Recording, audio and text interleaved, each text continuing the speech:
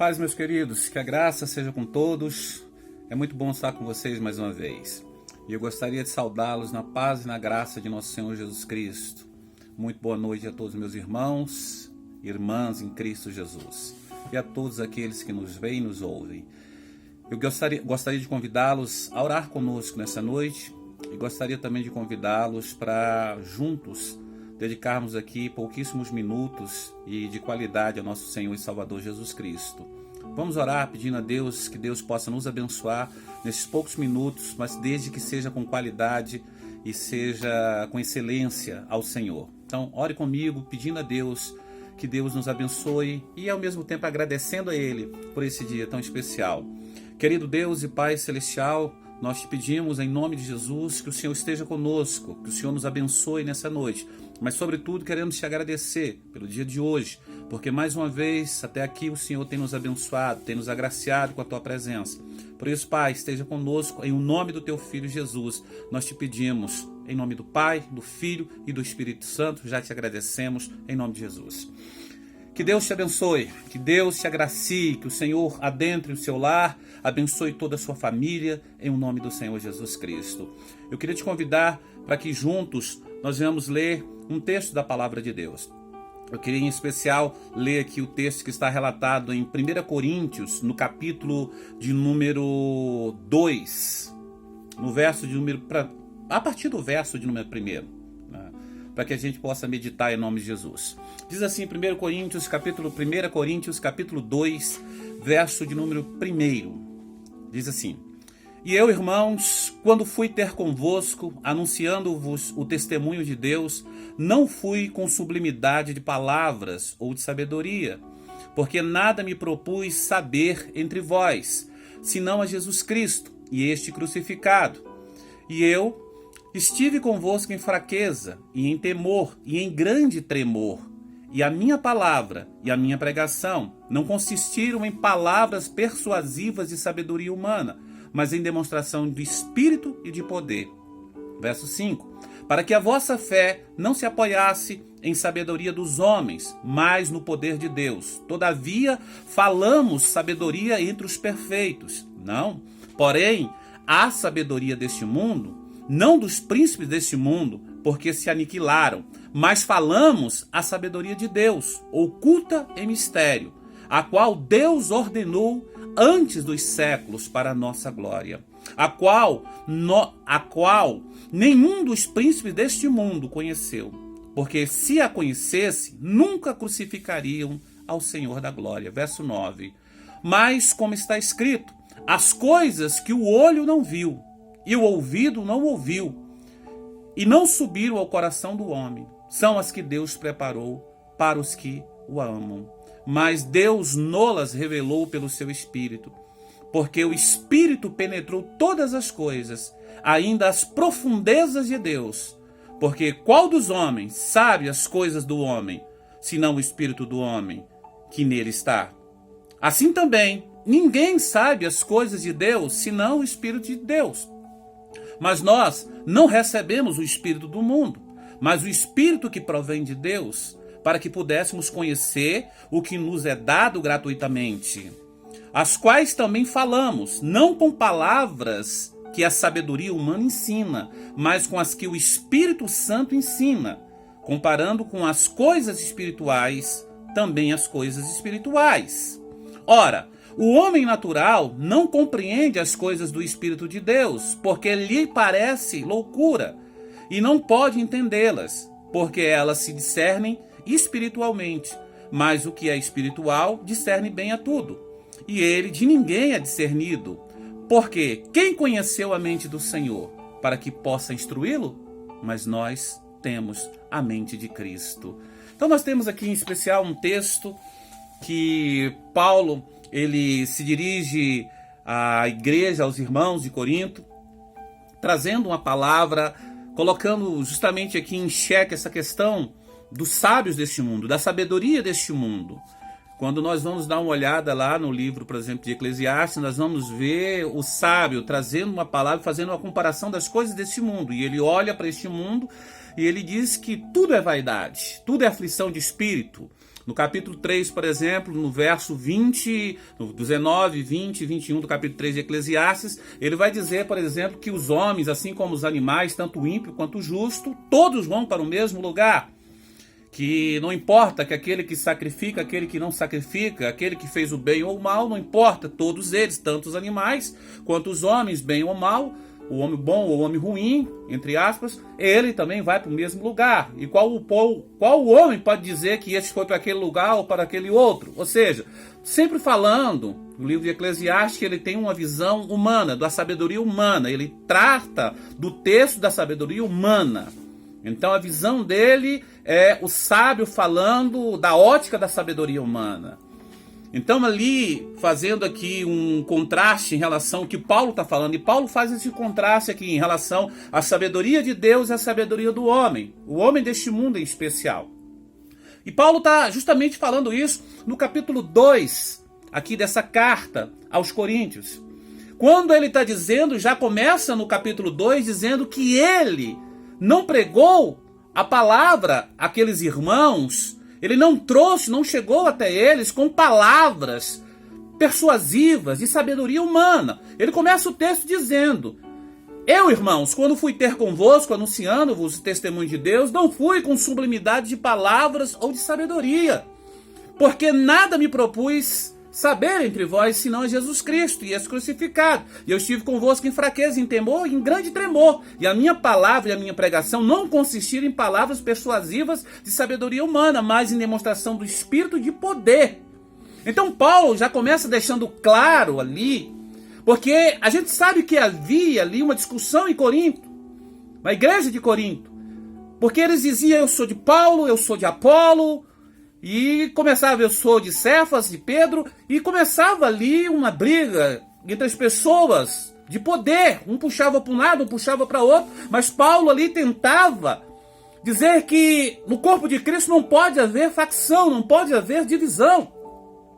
Mas o meu ponto aqui não é nem entrar, meu foco aqui não é nem entrar nesse ponto.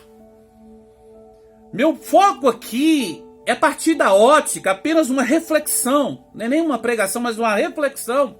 É partir aqui da ótica que a nossa esperança não está naquilo que nós contemplamos através do olhar deste mundo.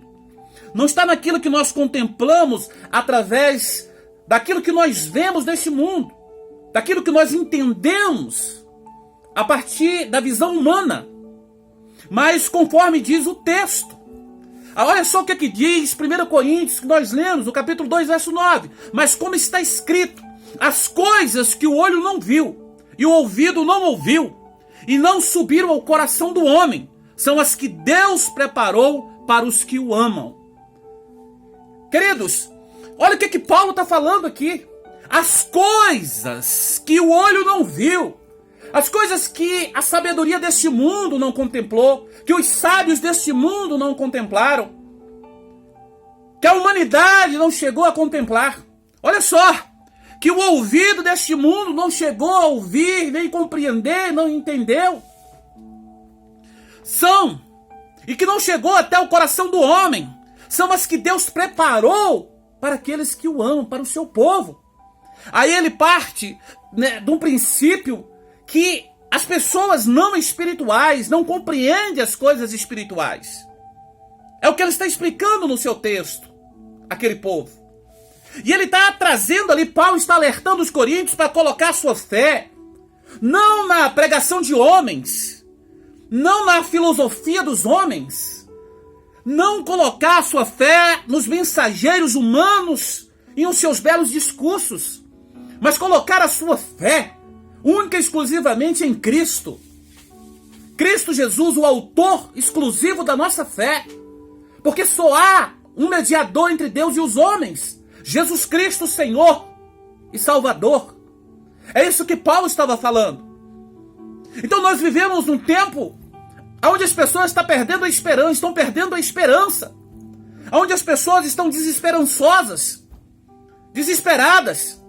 E eu estou aqui justamente para dizer para vocês que a palavra está dizendo, como está escrito: as coisas que o olho não viu, o ouvido não ouviu e não subiram ao coração do homem, são as que Deus preparou para aqueles que o amam. Aí ele diz aqui, no verso 11, porque qual dos homens sabe as coisas do homem, senão o espírito do homem? Ou seja, os homens só entendem as coisas dos homens. Por que o mundo não compreende a Deus? Por que o mundo acha que as coisas de Deus são loucura? Por que as pessoas dizem, você ficar aí falando das coisas de Deus, isso é loucura, isso é besteira? Por que eles entendem assim? Porque eles só compreendem a sabedoria do homem. Mas o texto segue dizendo, olha só, assim também ninguém sabe as coisas de Deus, senão o Espírito de Deus. Só quem sabe as coisas de Deus é o Espírito de Deus. E só Ele pode nos revelar. Só Ele. Aí o verso 12 ele diz assim, que nós lemos, mas nós não recebemos o Espírito do mundo, mas o Espírito que provém de Deus, para que pudéssemos conhecer o que nos é dado gratuitamente, através de Deus, ou por Deus, os quais também falamos, não com palavras que a sabedoria humana ensina, mas com as que o Espírito Santo ensina, comparando as coisas espirituais com as espirituais. Nós não vamos comparar coisas espirituais com coisas humanas, espirituais com espirituais. Aí ele segue ainda, mas o que é espiritual discerne bem tudo, e ele de ninguém é discernido. Ou seja, você não vai ser compreendido por ninguém, e você consegue discernir bem todas as coisas. Se você tiver uma visão espiritual, você consegue ler o seu tempo, você consegue enxergar as coisas. Agora, se você tiver uma visão humana, partindo do princípio lá, está escrito na palavra lá de Eclesiastes, partindo somente da visão humana, você não vai compreender. Você vai dizer tudo é vaidade, tudo é aflição de espírito, não há sentido para a vida. É tudo vaidade. Não vale a pena viver. Não vale a pena servir a Deus, é loucura. É vaidade de vaidades. É isso que a conclusão que você vai chegar. Embora que ele chegue lá no final, a conclusão é teme a Deus e guarde os seus mandamentos. Mas em todo o contexto, ele diz que é vaidade. Ele diz que a vida é sem sentido. Mas quando você começa a servir a Deus, da ótica humana, sim, a vida é sem sentido. É como correr atrás do vento, diz o escritor de Eclesiastes. Diz o sábio humano, na visão humana. Mas quando você começa a ter uma mente, a mente de Cristo, discernir as coisas espiritualmente, você vai ver que a vida começa a ter um sentido. Porque Deus amou o mundo de tal maneira que deu o seu Filho unigênito, para todo aquele que nele crer não pereça, mas tenha vida eterna. Lembra do texto lá de quando Jesus chega lá em João, quando Jesus chega lá no capítulo 11 de João, quando Jesus chega diante de Marta e Maria, e elas dizem, depois que Lázaro já estava morto, no 4º dia, e ele simplesmente ali diz, Senhor, se o Senhor estivesse aqui, meu irmão não teria morrido. E Jesus fala, seu irmão vai voltar a viver. Sim, eu sei, Senhor, na ressurreição do último dia. Mas Jesus fala assim, eu sou a ressurreição e a vida. Porque elas estavam, ainda que elas estavam sendo cristãs, ainda que elas acreditavam em Cristo, ainda que elas tinham esperança em Cristo, mas a visão ainda era a visão deste mundo. Era uma visão ainda que não tinha sido transformada ainda. Jesus fala, eu sou a ressurreição e a vida.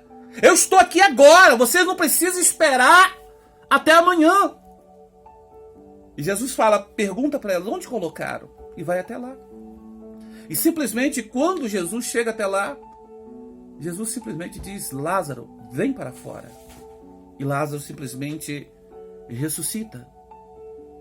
Lázaro ressuscita. Porque a ressurreição e a vida estava ali. O Senhor, para Deus, não há espera. Se Ele quer fazer agora, Ele faz. Se Ele quer fazer depois, Ele faz depois. O tempo não é um inconveniente para Deus, porque o tempo não existe para Deus. O tempo só existe para nós. Então Deus, o tempo não faz parte da concepção de Deus. Quando alguém pergunta quanto tempo existe Deus, ou seja, o tempo não existe no sentido, quando você pensa no sentido de Deus, há quanto tempo Deus existiu, ou quanto tempo Deus existe. Não, o tempo não existe para Deus, está fora dessa concepção. Deus está fora do tempo.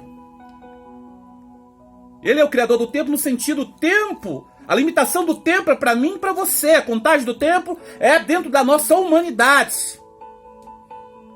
Não existe para Deus o tempo no sentido de limitação. Tempo existe para mim e para você. Nós somos limitados. Nós estamos limitados dentro do tempo. A nossa humanidade, a nossa compreensão, nós somos limitados, mas Deus não é limitado diante do tempo, ou o tempo limita Deus de forma nenhuma. Ele é o criador de todas as coisas. Então Jesus está ali e diz: eu sou a ressurreição e a vida. Lázaro ressuscita e simplesmente o morto volta a viver com a ordem do Senhor Jesus Cristo. O que eu quero dizer com tudo isso? Jesus Cristo é a ressurreição e a vida. Para fechar, Isaías diz assim no capítulo 64, no verso de número 4: porque desde a antiguidade não se ouviu, nem com ouvido se percebeu, nem com olhos se viu um Deus além de ti, que trabalha para aquele que nele espera. Olha só que coisa linda, porque desde a antiguidade não se ouviu, nem com os ouvidos se percebeu, nem com os olhos se viu um Deus além de ti, que trabalha para aquele que nele espera. É isso que Deus faz. É isso que Deus faz na vida daquele que nele crê, daquele que ama ele, daquele que espera nele, daquele que tem esperança, que tem fé nele. Daquele que faz igual o apóstolo Paulo: já não andamos mais por vista, mas andamos por fé. Confie em Deus. Espere em Deus. A nossa esperança é Jesus. Ainda que o susto venha, ainda que a tristeza venha, ainda que a desesperança bata a tua porta, o desespero tenta entrar na sua casa, tenta entrar na sua vida, não abra a porta para o desespero, não abra a porta para a desesperança, não abra a porta para a dor, não abra a porta para a enfermidade. Fala para ela: aqui você não entra. Fala para o desespero: aqui você não entra. Fala para a dor: você não vai entrar aqui. Pelo contrário, se tiver aí, tem que sair em nome de Jesus. Ordena, fala: vai embora. Porque esse lugar já tem dono. Esse lugar aqui é de Jesus. Quem ocupa esse lugar é o Espírito de Deus. Eu sou o templo do Espírito Santo de Deus. Crer no Senhor Jesus. Crer no Senhor Jesus Cristo. Confie em Deus e tudo vai ficar bem. E tudo vai dar certo. E tudo vai ficar bem. Então Paulo está falando justamente isso. Não confie em discurso de homens. Não confie no discurso do mensageiro. Paulo está dizendo: quando eu fui aí ter convosco, eu não fui com palavras de uma pregação de filosofia humana, mas eu fui com a palavra de ensino do Espírito Santo, com poder. Eu preguei para vocês a Jesus Cristo. Foi isso que eu preguei para vocês. A única vez que Paulo prega de algum contexto filosófico é quando ele chega em Atenas, porque lá ele tinha que usar algum contexto filosófico para introduzir a mensagem. Ele usa isso lá com os gregos, os estoicos. Mas ele usa isso como um artifício para trazer ali uma mensagem àqueles gregos que se consideravam muito sábios. Mas ele justamente usa esse contexto para depois colocar isso patente, dizendo que essa sabedoria dos homens era nada diante da sabedoria de Deus. Que ele, apesar de ter essa sabedoria, reconhecia que isso era refúgio, era nada. Que a verdadeira sabedoria vem de Deus, Jesus Cristo, nosso Senhor. É isso que eu quero deixar para você nessa noite. Uma palavra de fé, uma palavra de esperança, uma palavra que você vai alcançar essa bênção, vai alcançar essa vitória, em nome de Jesus. Ainda que todos possam dizer: isso é balela, isso é conversa. Eu estou dizendo para você: se você crer, você vai ver a glória de Deus. Se você crer, você vai confiar e você vai vencer em nome de Jesus. Só para fechar, a Bíblia diz que aqueles que creem no Senhor, confiam no Senhor, que esperam no Senhor, alcançarão. Lembre-se só de uma situação. Quando aquele oficial Jairo, que estava com a filha doente, quando ele saiu de casa, quase moribunda, ele saiu, ela ainda estava viva, foi atrás de Jesus, para que Jesus corresse e curasse a filha dele. E ali então, Jesus estava indo com ele para a casa dele, e alguém chegou para Jairo e falou: não importunes mais o mestre, pois a tua filha já morreu. Imagine o coração daquele pai. Jesus falou para ele: creia somente. Creia somente, tua filha viverá. E ele acreditou. Jesus entrou na casa dele, tirou todos os incrédulos, chamou 2 discípulos com ele, foi até onde a menina estava, chamou o pai e a mãe, perguntou onde a menina estava, porque nessa hora tem que tirar as pessoas incrédulas, tem que tirar aquelas pessoas que só nos traz desesperança, só nos dão palavras negativas, palavras que nos traz desesperança. Você ficar perto de pessoas que só te dão palavras negativas, dizendo que não vai dar certo, dizendo que você vai morrer, dizendo que você não vai conseguir vencer, sai de perto dessas pessoas. Ainda que são pessoas que estão batendo as suas costas dizendo que te amam, às vezes te amam mesmo, mas são pessoas negativas. Ore por elas, mas sai de perto delas. Ore por elas. Abençoe a vida delas, sai de perto delas. Porque você vai vencer, em nome de Jesus. Deus te abençoe. Eu quero orar por você, em nome de Jesus Cristo. Quero pedir a Deus pela sua vida nessa noite. Quero pedir que o Espírito Santo de Deus, ele venha abençoar a sua vida maravilhosamente, em nome do Senhor Jesus Cristo. Então, ore comigo nessa noite.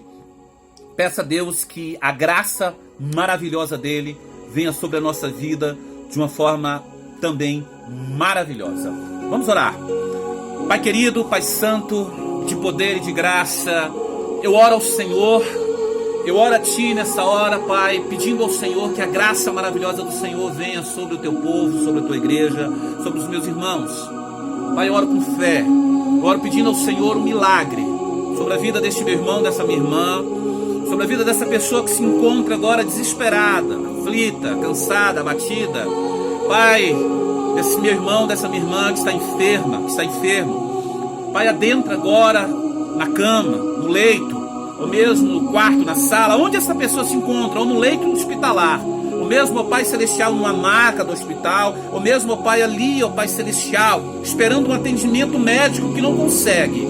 Que o Senhor possa enviar o Teu anjo até lá, tocar nessa pessoa e abençoar essa pessoa, revigorá-la, em nome de Jesus, arrancar as dores, arrancar agora, ó Pai Celestial, todo tipo, ó Pai Celestial, de enfermidade, entrar na corrente sanguínea dela, ó Pai, em nome de Jesus, arrancar todo tipo de vírus, de bactéria do corpo, em nome de Jesus Cristo. Toca nos pulmões, em nome de Jesus, limpa os pulmões dessa pessoa, Pai. Essa criança, Pai, que está doente, que está enferma, faz um milagre agora, Senhor. A Tua palavra diz, ó Pai, que a oração da fé sara o doente, Pai. Por isso nós oramos em um nome de Jesus, na força e na fé. Nós oramos, ó Pai, em nome do Teu Filho Jesus Cristo. Em nome de Jesus nós te pedimos, Pai. Fala, Pai Celestial, o coração dessa mãe aflita e desesperada. Pai, abre essa porta de emprego para essa pessoa. Envia o socorro agora para essa pessoa que não tem nada para comer dentro de casa, Pai. Pai, em nome de Jesus, ó Pai, essa pessoa que está com o aluguel atrasado, ameaçada de ser despejada, Senhor, faz um milagre na vida dela agora, Pai. Meu Deus, em nome de Jesus Cristo, opera um milagre, Pai. Em nome de Jesus eu te peço. Pai, eu te peço em nome de Jesus, que o Senhor possa operar de uma forma extraordinária. Pai, arranca as dores do corpo dessa pessoa. Arranca as dores agora. Quando essa pessoa colocar a mão, ó Pai, onde está dolorido, em nome de Jesus Cristo. E quando ela retirar, ó Pai, ao final dessa oração, ela não vai mais sentir dor, seja na cabeça, no crânio, seja, meu Pai Celestial, no corpo, do alto da cabeça à planta dos seus pés, qualquer dor que tiver, em nome de Jesus Cristo, pela autoridade do Teu nome, meu Pai, que essa dor desapareça. Pai, nós te pedimos em nome de Jesus, que esse mal saia, em nome de Jesus. Nós oramos em nome do Pai, do Filho e do Espírito Santo de Deus, pedindo que o Senhor nos abençoe, em nome de Jesus, em nome de Jesus, em nome de Jesus. Que Deus seja louvado. Que Que o nome do Senhor seja louvado, que o nome do Senhor seja glorificado, que o Senhor Jesus Cristo possa nos abençoar poderosamente, em nome de Jesus, todos os dias da nossa vida. Que você possa ser agraciado de uma forma maravilhosa nesse dia. Fiquem com Deus e nós encerramos em nome de Jesus, mais uma vez, na presença do Senhor. Que o Senhor possa derramar a sua graça sobre a sua vida. Me perdoe. Que o Senhor possa manifestar a sua unção sobre a sua vida. Que a graça de nosso Senhor e Salvador seja sobre você por todos os dias de sua vida, por longos dias, como diz a palavra. Fiquem com Deus, tenham uma semana muito abençoada, em nome do Senhor Jesus Cristo. Que Deus abençoe vocês, que Deus abençoe toda a Igreja Manancial da Graça, em nome de Jesus. Paz e graça.